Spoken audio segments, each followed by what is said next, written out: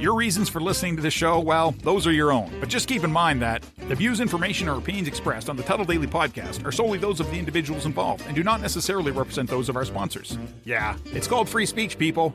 Nobody's forcing you to listen. Get ready for your daily dose of Tuddle. The all-time greatest intern/producer we've ever had, of course, Tuddle. Tuddle in Florida. From the Hobo Fish Camp, it's the Tuddle Daily Podcast. No wonder nobody likes you, Tuddle. Everything's a goddamn debate. Chill out. Drink a 7-Up. Eat a moon pie. Quit murdering people. Greetings and welcome to another edition of the Tuddle Daily Podcast. Hope you guys enjoyed your weekend. One of the first things I wanted to get into, I've talked about this for quite a while. I don't want anybody to think that I am one of those overly protective or overly just into sports where it just completely ruins my day. I could really give a goddamn what happens to a bunch of rich athletes. That's why I've always liked college football better than the NFL, because these are kids that are there. They are wanting to get into the NFL. They are now they can actually make money, which I agree with. Plus they're getting a free education as well too. And that's why I also do not have a problem with college athletes getting paid. Think of all the money that these coaches, think of all the money that these colleges are making off of the football program alone. The football program pays pretty much for 90% of the stuff that probably most likely happens at, say, the University of Florida or maybe a basketball school. It might be a little bit different with Kentucky and Duke. But over the weekend, two of my favorite teams, I root for Manchester United. Been rooting for Manchester United since 2010 when me and my ex-wife got into the World Cup. I think Sir Alex Ferguson, one of the greatest coaches of all time in sports alone. But both of the teams, especially Manchester United, Ole Gunnar Solskjaer, who was a player for the team, a legend, and they call him the babyface assassin, and he ended up getting sacked. That's what they call it in. I don't know if that sounds better. We're parting ways, getting fired, or sacked. I really don't know what is the worst out of all those, but let's just say they're all not good. So Ole Gunnar Solskjaer was sacked.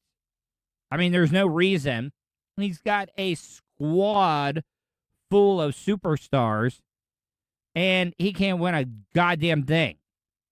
And I wanted to see Ole do a really, really good job. I mean, he seems like a nice guy, but maybe it was just a little too much for him. Maybe the club was bigger than what he expected.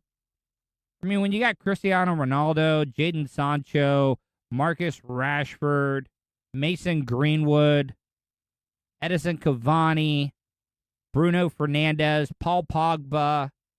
I mean, when you got a squad like that, you're supposed to be bringing home some silverware. But that's not happening. Not unless they can advance in the Champions League, which I don't see that happening. I don't even know who they're going to bring in. Everybody wants them to bring in Giggsy. I would love for Ryan Giggs to get a shot at being the coach, but he's got some problems of his own. And then also this weekend, Dan Mullen. Dan Mullen is a guy that I really, really like. I thought he was going to bring back the glory days of the University of Florida. He ended up, I think, starting out at 26 or 29 and 6. 29 and 6 at the University of Florida. And then he ends up after, and I will bring it up because a lot of people don't want to like to talk about it. And it kind of shows the the willpower and the leadership that he has over the team. The team, I think, has not beaten but like one Power 5 conference team after they ended up losing to LSU, after they one of the guys tackled the LSU player for a loss. Game would have been over with. And you know what the defensive player does? He pulls off the guy's shoe and throws it. After that shoe game, the University of Florida have played like absolute dog crap. But that's something that I wanted to bring up.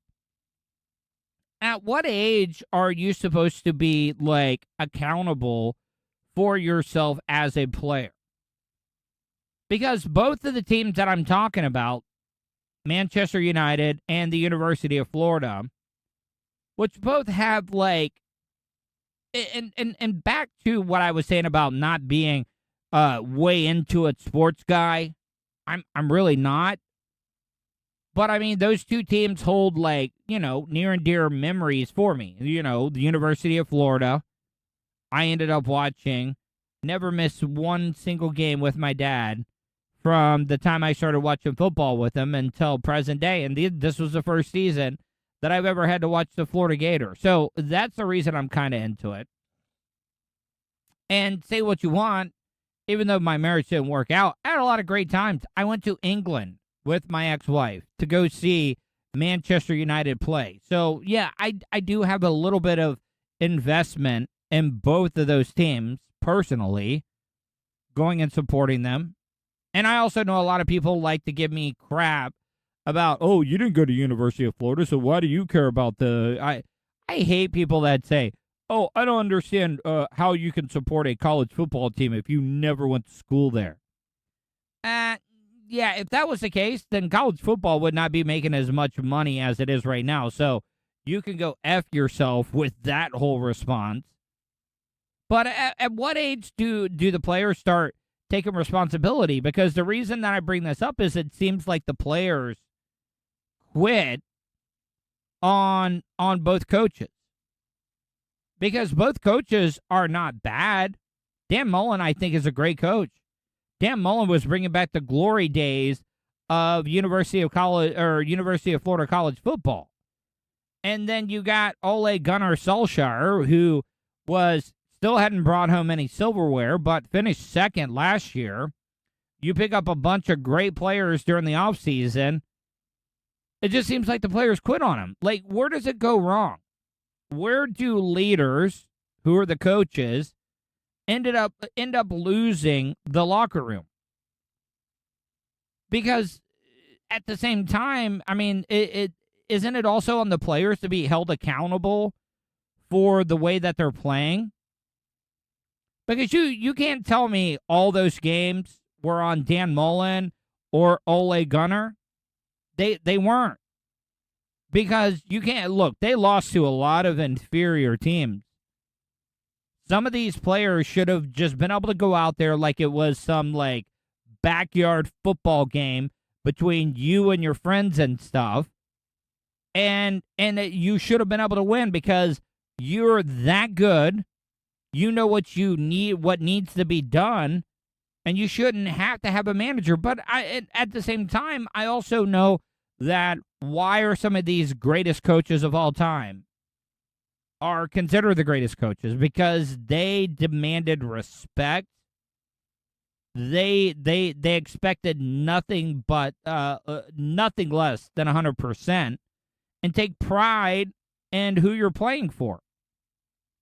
And that can go in any, that can be fit into any little socket in everyday life about having leaders. I mean, there are leaders. There are just born leaders. There are people that can learn to be leaders.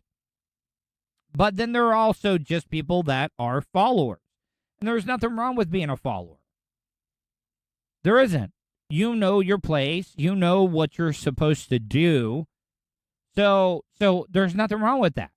And there is a standard that's expected of you as a follower. Or if you're not getting it done, then you're going to get knocked down a peg. So I think it's a little bit of both. I think these players probably weren't happy with the way things were going. Let's not act like they don't talk to each other away from the football field. And they all got together and was like, look, we're going to play hard, but we're not going to play as hard as we want to, because guess what? We want Ale out. We want Dan Mullen out. And I really don't even really care that much about Manchester United. It's more about the Gators. Now, where do you go from there? Like, who do you pick up next?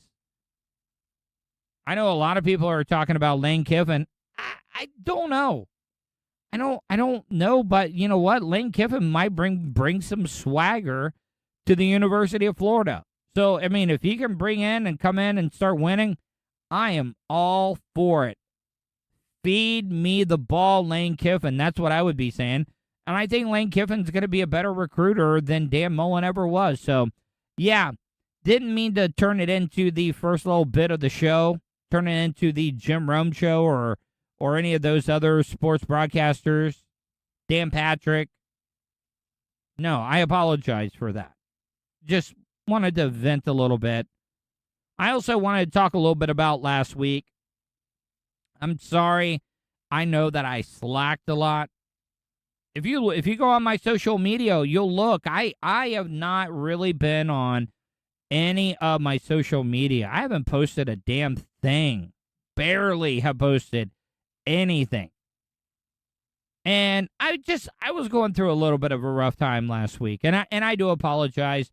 You guys deserve better. You do. This all goes back to, at a certain point, you gotta hold yourself accountable.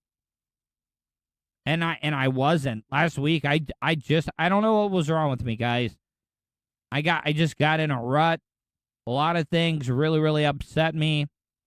Wasn't sleeping a lot, so that's why I wasn't doing as long as shows, because I was just tired. I was just beat down. And I know a lot of people are going through way harder times than I am right now.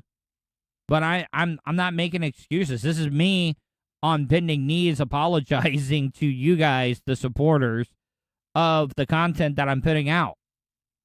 So I'm going to do a better job to be a better broadcaster, be a better content provider for you guys, and let's get to it. I've been talking about this for quite some time, how the whole cancel culture thing is just getting way, way out of hand, how we all have to be politically correct now.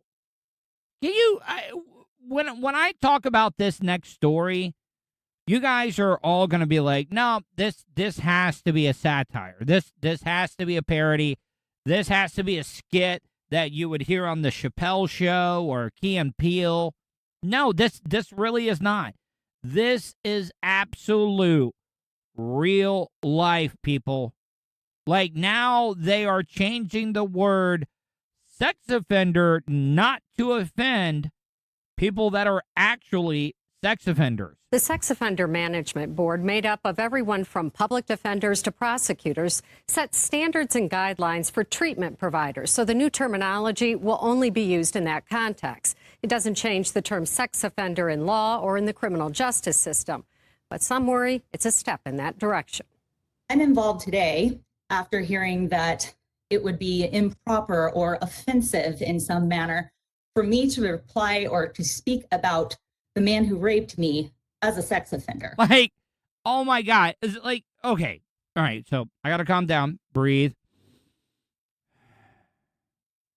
Why are we really, really caring about this? Why are we spending any time on this at all as a government to worry about these damn sex offenders, these rapists, these child molesters, these just people? Now, there are cases where people are labeled as sex offenders. Like, I've read stories of people that have been caught, like, taking a piss outside, and they got caught by a minor. And by law, if they're found guilty of that, guess what? They are now a sex offender. I think that's pretty crappy. And if you're an 18-year-old kid and you happen to hook up with a 16 or 17-year-old child or teenager. I don't understand why that person should be considered a sex offender.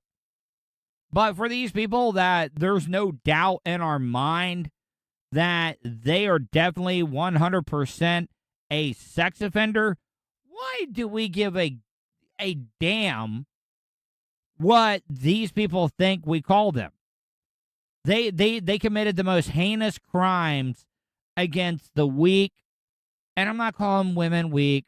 See, that's how sad cancel culture is. When I'm trying to be like standing up against sexual offenders, I am also worried about getting canceled.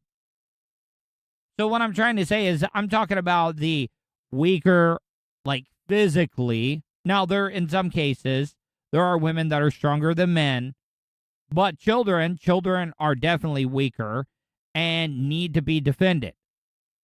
So we're all going to worry about these goddamn sickos that are raping and touching little kids. No. I say if they're worried about, they should be lucky that we have not killed them. They should be lucky that they're still alive. So I would love to know, and I guarantee you almost 100%, whoever brought this up is not even a sex offender. Somebody that is actually would be offended by be calling a sex offender. A rape survivor, Kimberly Corbin, among those who spoke out against changing the term sex offender to something less stigmatizing, saying labels based on traits people can't control is one thing. I hate the use of this word, but I'm going to use it. This is the most woke story that I've ever played in my life.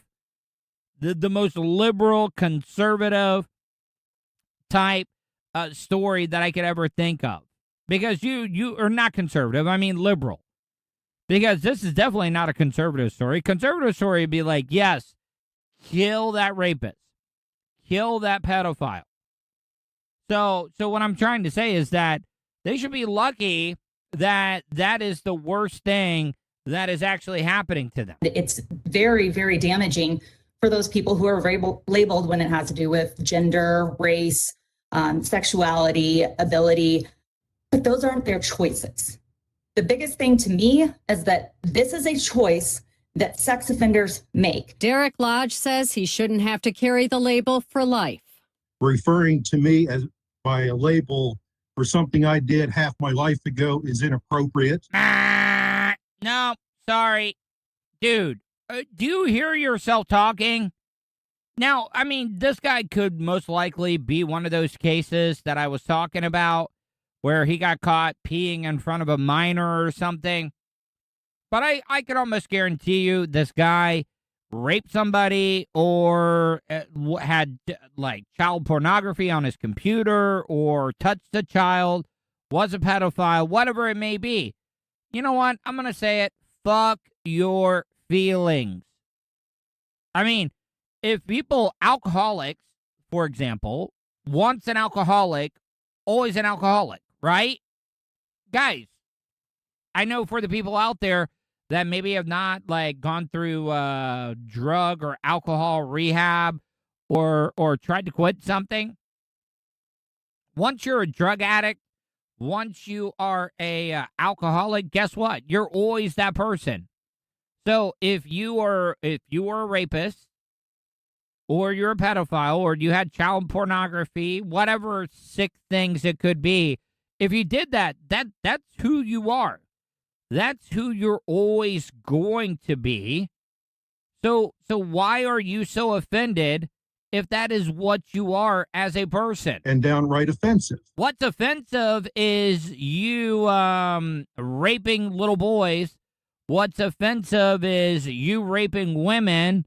What is offensive is you having child pornography on your computer. Yeah, I mean, yeah, we're all offended by your actions, so why the hell are we caring about yours at all? I'm just being honest. Is this guy the biggest hypocrite that I have ever seen in my life? Yes, he is. He argued client would be a better term. Public defender Kathy Heffron agreed. It takes into consideration the uniqueness of individuals that are receiving treatment, Client, one of the board's 5 options. Supporters of the change in terminology argue it will reduce recidivism. No, a client is not great. And I don't even want to mention, like, all right, so, like, for example, I'll use, like, Joe's Chop Shop. Joe's Chop Shop, if he was an advertiser on my business, Joe's Chop Shop, it would be a client, not a pedophile. I'm not going to hire a pedophile to advertise on my show. Hey, this is Terry here. Terry, guess what? I love hanging out with little kids. I love going to playgrounds. I love my ether rags. I love my formaldehyde. I love everything when it comes to kids. Ice cream for everybody. Yeah, no, I don't want that type of client on my podcast. Opponents say it will only reduce accountability. In the end, the board voted 10-6 to go with adults who commit sex offenses. I think I'm sorry. What they came up with is worse than sex offender. Adults who commit. Hold on. Let's listen to that again. Adults who commit sex offenses. Adults that commit sex offenses or offenses. Yeah, that is way worse. But you know what? Maybe I'm all behind this now. Maybe I am behind changing it from sex offender to adults who have committed sex crimes or whatever it may be. Jesus Christ. this strikes a balance. Jessica Dotter with the Colorado District Attorney's Council worries the change won't end with the Sex Offender Management Board. I'm concerned that the use of person first language generally is an attempt to remove accountability from offenders and to increasingly really diminish the experience of the victim. I mean, I think this woman could have said it in a less confusing way than what she did, but I got to agree with her. I completely 100% agree with her, even though the way she explained it, nobody has a clue what she's supporting. Last year, lawmakers considered a bill that would have, among other things, eliminated the term sexually violent predator from statutes, but they ended up pulling it. Meanwhile, a task force charged with sentencing reform is considering asking the legislature to change terms like defendant, convict, and felon to justice-involved people. Oh, God. You know what? We are doomed. I mean, there's been a lot of things that have happened over the last 2 years that have made me think that we're in a lot of trouble here in America. But this is one of the biggest blows that I've ever seen in my life. How are we going to start worrying about offending sexual offenders for what we're calling them? You lost that right when you tried to take advantage of a woman, even a man, even a child, girl or boy, or to have child pornography on your computer. You lost that right when you chose to make that decision. See where that goes. Ironically, the Sex Offender Management Board, that'll stay named the same because they can't change their name. The legislature has to change it, so sex offender will remain in their name. Once again, that's another statement of how bad things are in our country, that we go through all this red tape, whatever you want to call it, to be able to change things. And and guess what? We can't even change the name of the place that makes the decisions on what we're naming child sex offenders. Yeah, the biggest waste of goddamn money. And we wonder why we're such in a deficit right now. We just keep printing and printing and printing the money. Yo, so here's a tip. And I know that I sound like a real douchebag by saying yo. But if you're a social media influencer and you've thrown out the first pitch, showing off your badonkadonk, I just saw the movie Heat, and I didn't even know word that drop from Al Pacino, but the one where it says, she's got a great ass. Yeah, that was from the movie Heat. Anyways, this chick, I don't even know what her name is. But this armored truck in San Diego ended up getting into an accident. I don't know if it was hijacked, whatever it may be, but there was money, just stacks of money, just coating the freeway, the interstate, like it was snow. Now, the last thing that you want to do is actually film yourself picking up money that does not belong to you, even though, the whole phrase, finders keepers, does not apply in the real world. So all that money that you're grabbing off the interstate and filming yourself, yeah, you are an absolute dumbass. This is the most insane thing I've ever seen. Someone drop money all over the freeway. San Diego has shut down. Literally, it has shut down. Look at the freeway right now. By the way, not somebody. Now, I could see where some social media influencer wanted to show out and throw a bunch of money. Maybe they've been saving up to throw out there to get them some clout on social media. I could see that, but there's a damn armored truck less than 50 yards ahead of you, and you know exactly where the money came from. But everybody knows who you are, bitch. Look, you just got to be smarter about it. I'm not saying that I wouldn't have picked up the money. Yes, I absolutely, most definitely would have picked up the money. But guess what I'm not going to do? I'm not going to film myself doing it. Oh my gosh.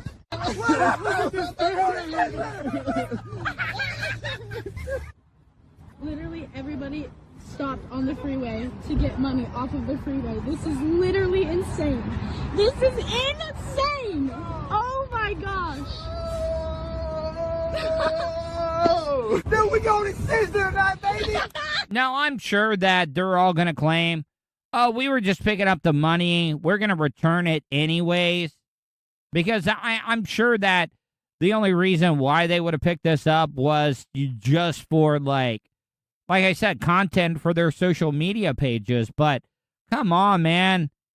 If these people don't turn in some of this money, especially this big-ass name on TikTok, like I said, she's throwing out first pitches at the San Diego Padres games. Why the hell, I would love to get a little bit of an update here. Did she turn some of this money in? Because if not, she needs to be arrested just for being a dumbass. Not saying that I wouldn't have picked up money. I just think she needs to be in jail for being an absolute imbecile.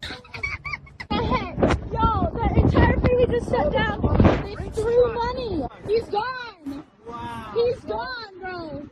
The freeway is empty.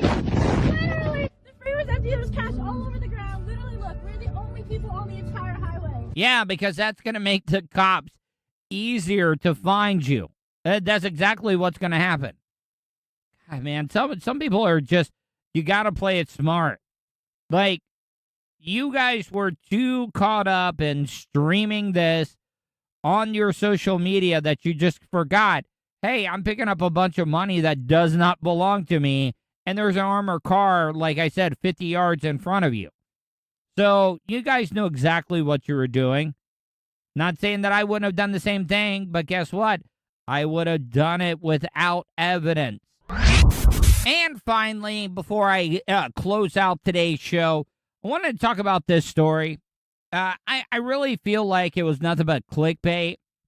They give you part of the news in the text part of the story, but then they do the video story, but they don't add what they've updated in the story. So it really does confuse a lot of people.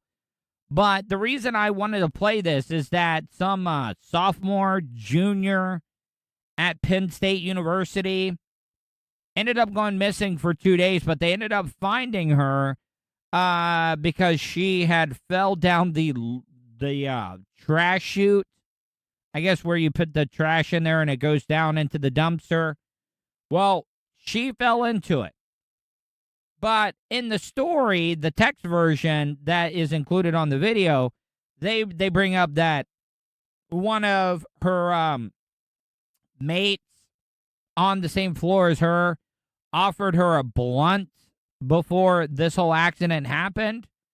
And now they're trying to, I guess, maybe, I don't know if that's what they're angling for, to go after this guy because I guess he gave her a blunt before her dumbass fell down the trash chute.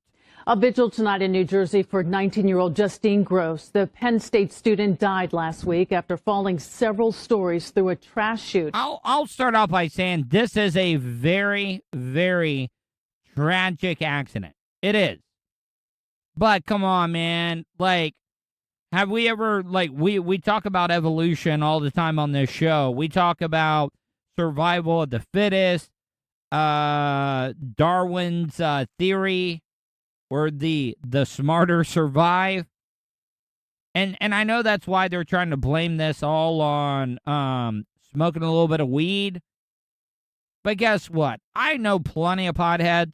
Matter of fact, one of my best friends is one of the biggest potheads that I know. And he would be smart enough not to fall down a laundry chute or a trash chute. I mean, they're basically the same thing. You throw your laundry down, boom, it goes wherever, and then the trash chute. But I almost can guarantee you my friend that I consider one of my best friends, who is a pothead, would never, ever go out like this. Tonight, as family and friends gather to remember her, still so many questions about what led up to her death.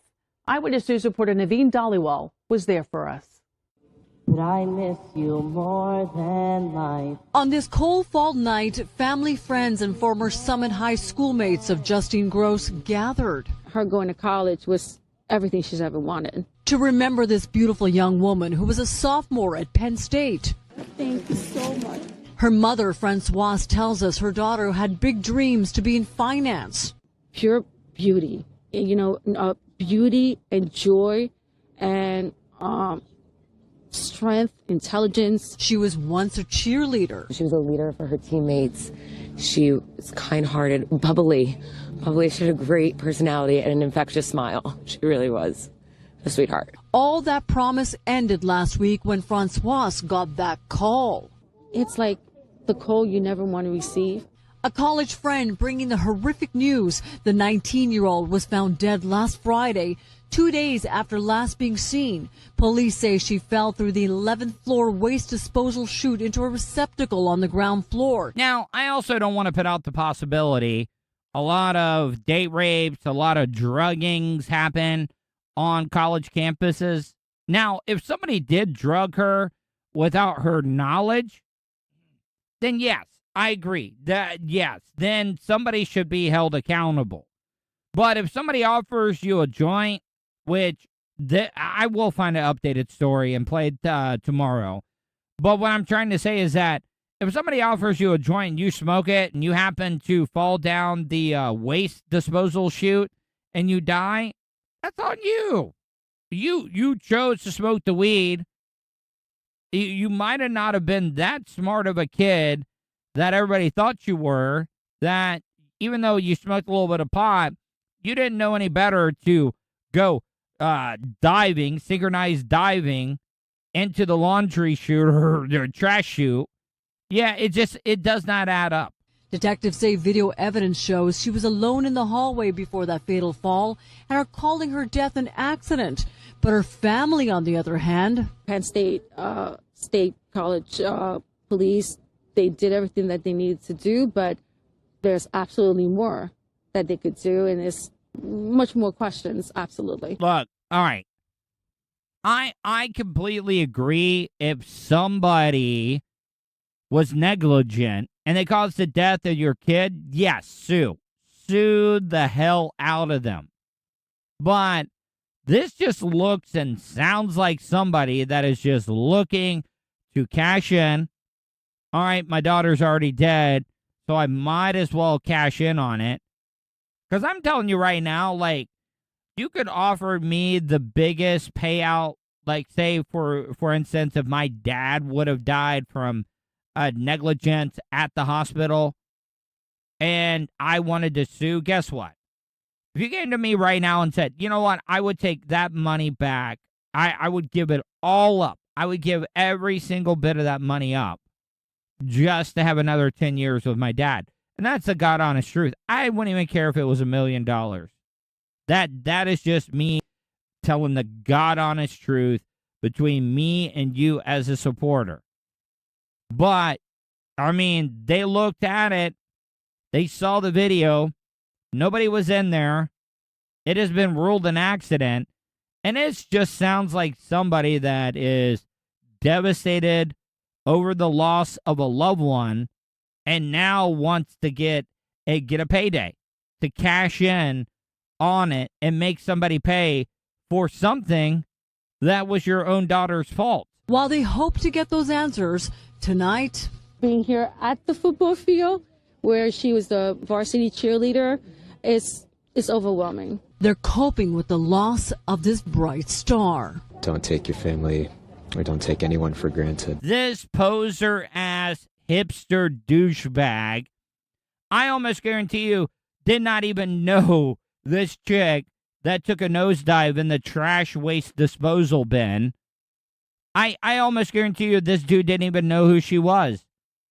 And he probably just saw the cameras and was like, oh, you know, I can be very generic in everything that I say, and nobody will even know the difference that I had no clue who this chick was. Because you may see them one day and they may be gone the next. State College police say they're actively investigating Justine's death. They say right now all witnesses are cooperating. They say they're waiting for the medical examiner's report, which will take between 4 to 6 weeks. But right now, detectives are calling her death an accident. Well, hey, I said my piece. I'm sure I offended some people, but I really don't care. But before I get out of here, if you get a chance, if you're in the market to buy or sell a home, or you know somebody that is in the market to buy or sell a home, tell them to check out my good friend Ian Hanna. He services the counties of Flagler, Volusia, and Brevard counties. And I know in this day and age, a lot of people don't want to drive around, look at a bunch of different houses because gas prices are high. Maybe you're trying to avoid people because of the pandemic. But guess what? My buddy Ian Hanna is the best when it comes to virtual tours. He can give you drone tours, virtual reality tours of any of the properties that he's showing. Go check him out at ianhannahomes.com. If you guys haven't already did it, go to my YouTube channel, youtube.com/Tuddle. Make sure to subscribe and hit that bell button, because when you hit that bell button, you're going to get alerted to any time I go live or I upload any brand new content. Anyways, guys, getting out of here. Once again, I apologize for slacking last week, but this week is definitely going to be on the upswing. I hope you guys enjoyed today's show. Hope you guys stay safe, and I will talk to you tomorrow. And that's the show for today. Thanks for listening to the Tuddle Daily Podcast.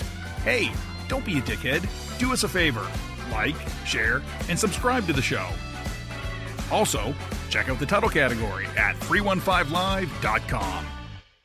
The Tuddle Daily Podcast is brought to you by Starfire Transport, StitchYouUp.com, and PocketPairClub.com.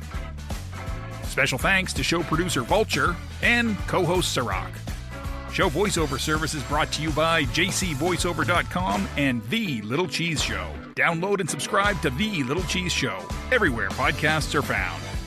If you want to help support the show, go to paypal.me/TuddleOnTheRadio. You have something you want to say? Tuddle@gmail.com or leave a voicemail at 407-270-3044. To follow all Tuddle social media, go to Tuddle.net. That's Tuddle with 2 Ds.net. Thanks again for all your support, and we'll see you tomorrow on the Tuddle Daily Podcast. I get ignorant in normal situations. What you mean? What the fuck you mean? What are you talking about? Nigga, what the fuck is you talking about? Oh, shit.